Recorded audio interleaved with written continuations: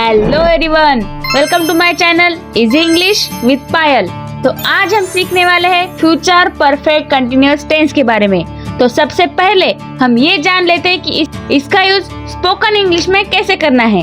भविष्य में किसी समय पर या फिर किसी एक्शन के टाइम पर कोई काम कंटिन्यू रहेगा, नो मैटर वो कब शुरू हुआ है।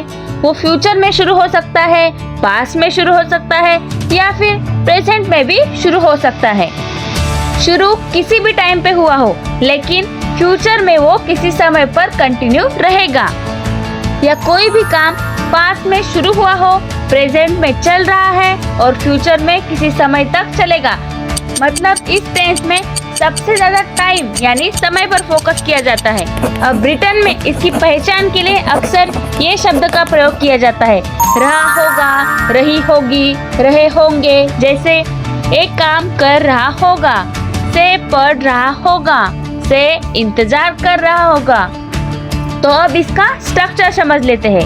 Subject plus will have been plus verb ING plus object plus since और for plus time.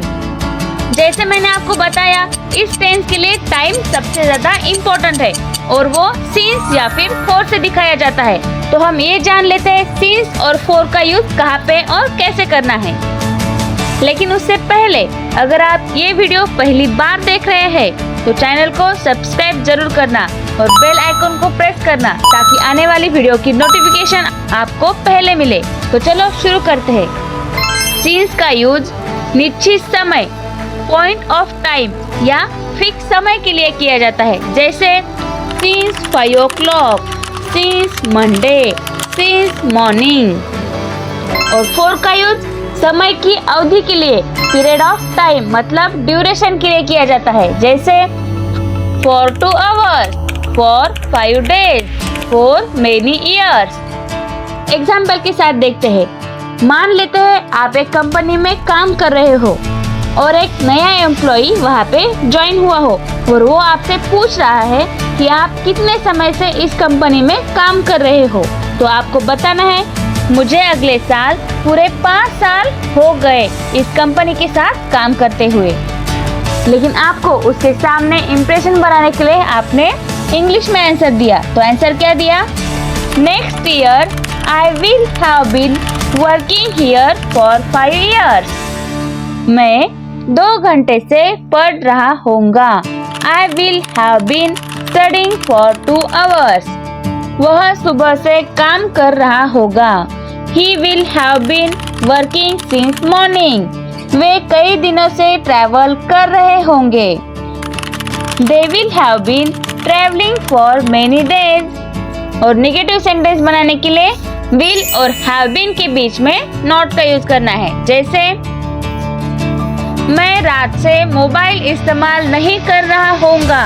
I will not have been using the mobile since night। हम घंटे से लाइन में खड़े नहीं होंगे। We will not have been standing in the line for 2 hours। वे अगले सप्ताह तक तैयारी नहीं कर रहे होंगे। They will not have been preparing till next week। मैं लंबे समय से इस प्रोजेक्ट पर काम नहीं कर रहा होऊंगा। I will not have been working on this project for a long time।